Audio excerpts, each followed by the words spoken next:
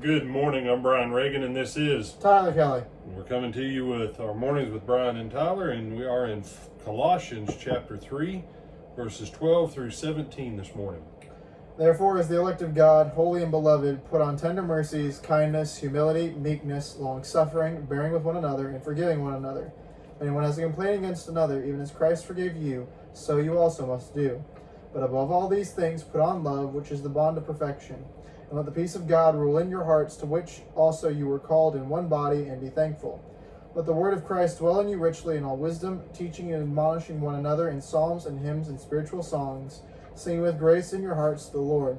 And whatever you do in word or deed, do all in the name of the Lord Jesus, giving thanks to God the Father through him. All right. So, with verse 15, we have the peace of God to rule in our hearts, to which we were called in one body. We should have God's peace toward one another, and we are to be thankful. And then as we move into 16, we let the word of Christ dwell in us richly in all wisdom, teaching and admonishing. Teaching is instruction. Admonishment carries the element of, what do you think, Tyler? Correction? Correction. And so there's this mindset out there that every song we sing should be an uppy, feel good, make me feel good that I'm here for Jesus, so that Jesus should feel good that I'm here for him. Don't ever sing downer songs in church, brother. And definitely don't sing songs that say, I was such a worm. No.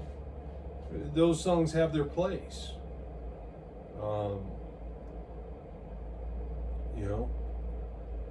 But the song should teach, the song should admonish. You have to have both of them. And we do that in psalms, hymns, and spiritual songs. Now, why teaching and admonishing through song? Because of what Scripture's already said about certain people, that when the church is assembled, women do not have a role as an evangelist or as a prophet in the assembly. Okay? But we are all to speak to one another in a unison voice. That's why we've got this teaching and admonishing. Children can teach their parents when they sing. Wives their husbands. Women men. Men women. People who don't have a lot of education and training, they can learn the song and they can sing and teach someone else. That's why we have this ability to teach in our singing. 3 categories. Psalms. Psalms is psalms.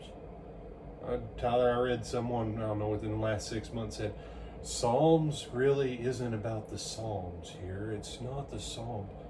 Really? Wow. Then what's the point of it if it's not about what it says it's about? Because most hymns technically would qualify as psalms, or most psalms would technically qualify as hymns. Mm-hmm. But by the categorization of them as psalms, we should sing the psalms. There's 150 or 151 of them. And then a hymn is a poetic ode to deity. It has rhyme, it has meter, it has all that, and it's addressed to God. And then spiritual songs. Say, what's a spiritual song? Well, it might be a song like I Can Only Imagine. So that's a hymn. No, that's technically a spiritual song. It's not addressed to God. The most frequent pronoun in that song is I. I can only imagine. I can only, I. Mine. And there's nothing wrong with that as a spiritual song. Because what's the goal of the song? To make us think about what will it be. And the answer is, we have no clue. I mean, yeah, God gives us like this little sliver of a glimpse into this thing.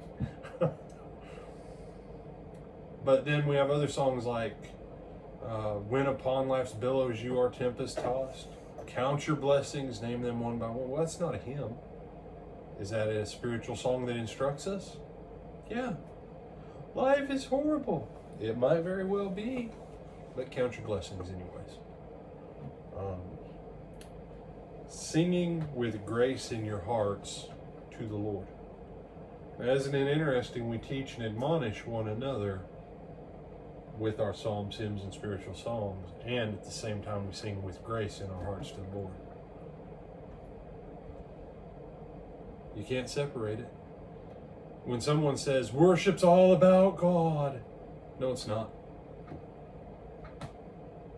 If my brother's in the body of Christ, oh wait, whose body did I just say it was? Christ's. And Christ is the creator of the universe, or just some dead guy that we believe came back a couple thousand years ago? What to say that would mean he wasn't dead. But exactly. How I sing toward and with my brothers and sisters in Christ directly relates to whether or not I've got grace in my heart toward God. Worship isn't all about God and nothing about me. It's all about all of us in God, raising up to Him with one another for each other's benefit and His glory. You have some other thoughts on this passage? No, sir. All right. Lord willing, we'll see you back at noon, 12:30.